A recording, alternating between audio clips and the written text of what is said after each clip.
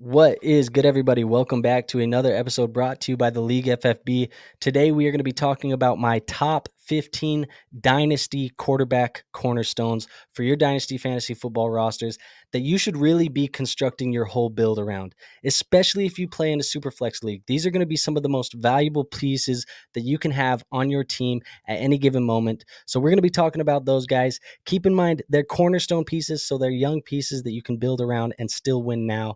For that criteria, I am going to go with quarterbacks that are 28 years of age or younger. Before we get into the video, I do want to say that we are giving away a free signed NFL jersey mystery box. If you haven't joined that giveaway, it is free to enter. All you have to do is be subscribed to the YouTube channel and be a member of our Discord. Our Discord is going to be linked in the description. It is free to join. Once you have entered that Discord, you will be able to get access to a giveaway tab, and all you do is click participate from there. Once you've done those things, you are entered to win, and we'll be giving away the jersey at the end of July. So go ahead and join that. It is free to join, and it's easy to do. So go get yourself a free jersey. Now, without further ado, I want to get into these quarterbacks. Like I said, we are talking about guys 28 years of age or younger, and these are going to be my top 15 cornerstones. So the first tier that I have, and it's the top tier of this list, it's going to be my superstar tier.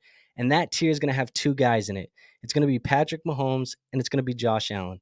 Now, it goes without saying, we don't got to talk about these guys too much. They are game breakers for the fantasy football position. Both guys have been elite for multiple seasons now. Patrick Mahomes has 5 finishes in the top 10, 4 of them being within the top 5 over the last 5 seasons. And Josh Allen has 4 finishes within the top 10 in the last 4 seasons, 3 of them being in the top 2. I do have Patrick Mahomes over Josh Allen.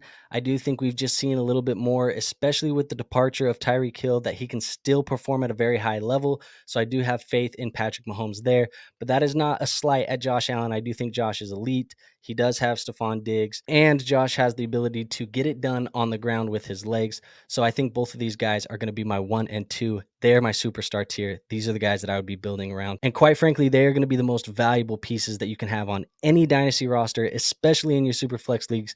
I would say that these guys are almost invaluable, where I would never trade them if I had them on my roster. Now, as we go down my tiers, we have the Elite Plus tier.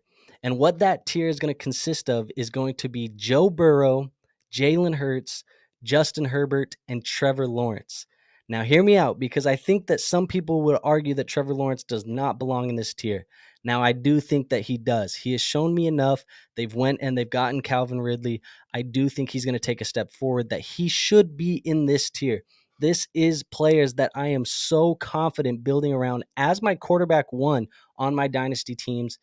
And to go without saying, Joe Burrow and Jalen Hurts, man, these guys are the real deal. We've seen it multiple times with Joe Burrow. Jalen Hurts just gave us a season where we think that he could have been in the running for MVP. And Jalen Hurts and Joe Burrow, they have the weapons. T. Higgins, Jamar Chase, Devontae Smith, Dallas Goedert, A.J. Brown. The weapons are all around them, guys. They just have a plethora of weapons at their dispersal to where they can get it done any given day, any season, for multiple seasons moving forward. Justin Herbert, I think we saw a little bit of a downtick last year. I personally believe that most of that was due to injury. I think Justin Herbert belongs in the same conversation as these guys.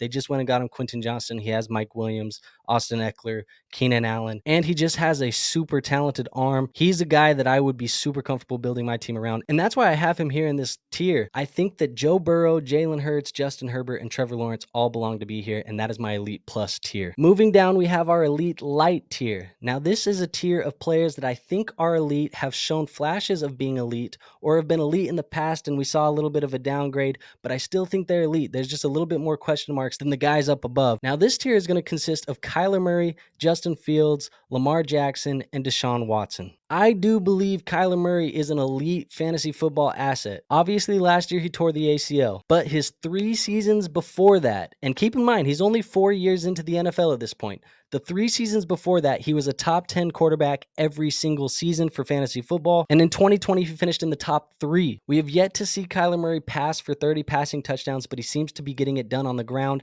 I don't know if there's going to be a little bit of a downtick now that he's torn the ACL. At least next year there should be. He's going to take a little bit of time to recover, but these are cornerstone pieces that I want to build around long term, and Kyler Murray is 25 years old. Now that takes me to Justin Fields. Justin Fields finished as quarterback 7 last year in his first year as the true starting quarterback. Now, a lot of Justin Fields' production was given on the ground. He was getting a lot done with his legs. I would really like to see him step forward as a passer, but I do think that he had the profile in college to show that he could be an efficient passer at the NFL level. Hopefully, the addition of DJ Moore and maybe the corpse of Robert Tonyan can help Justin Fields get it done a little bit more in the passing game. I would like to see him take that step forward, but we know what he can do with the legs, and it's a lot. I think if Justin Fields does end up taking a significant step forward in that passing game, he could even find his way up to the Elite Plus category with guys like Trevor Lawrence, but for now, I'm going to keep him in the Elite Light. I do like him compared to Kyler Murray and Lamar Jackson. I think this is kind of the tier that he needs to sit in. Now, as I bring up Lamar Jackson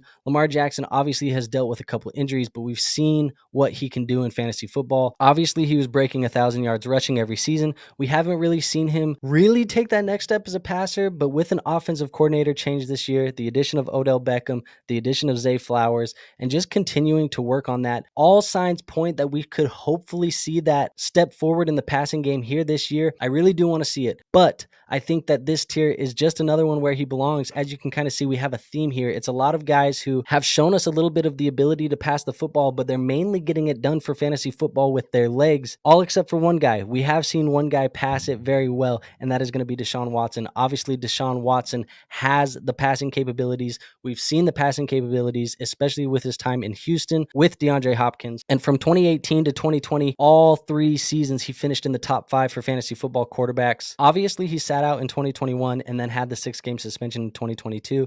And when he came back, he looked like he was a little bit rusty, man. That's really just the way that it is. I'm hoping that Deshaun Watson does kind of regain form here in 2023. He does have Amari Cooper. They trade for Elijah Moore. David Njoku is there. They're going to be able to run the ball a little bit and take some of the pressure off of that with Nick Chubb. And we could argue here that this is the best team that Deshaun Watson has played on. I'm expecting him to get back into that top 10 here in the next year. And yes, he is a little bit older than some of the guys that we talked about. He is 27, but I do think that Deshaun Watson is a pillar that I would be comfortable building around. I think he's going to be a low end to mid range QB1. And he does have that elite upside that we've seen before. It's just a matter of, can he get back to that form? And I think the answer is probably yes. Now, my next tier is what I'm going to call the high upside rookie quarterbacks, and it is the group of Anthony Richardson, Bryce Young, and CJ Stroud. All 3 of these guys obviously don't have any production at the NFL level, but all of them show to be good prospects. All of them drafted in the top 5 of the NFL draft. Anthony Richardson obviously being a super freaky athletic quarterback. He can do everything as far as running the football. He has a cannon. The accuracies obviously are things that we're going to want to see improve as he gets to the next level. However, I do think throwing to guys like Michael Pittman, who have larger catch radiuses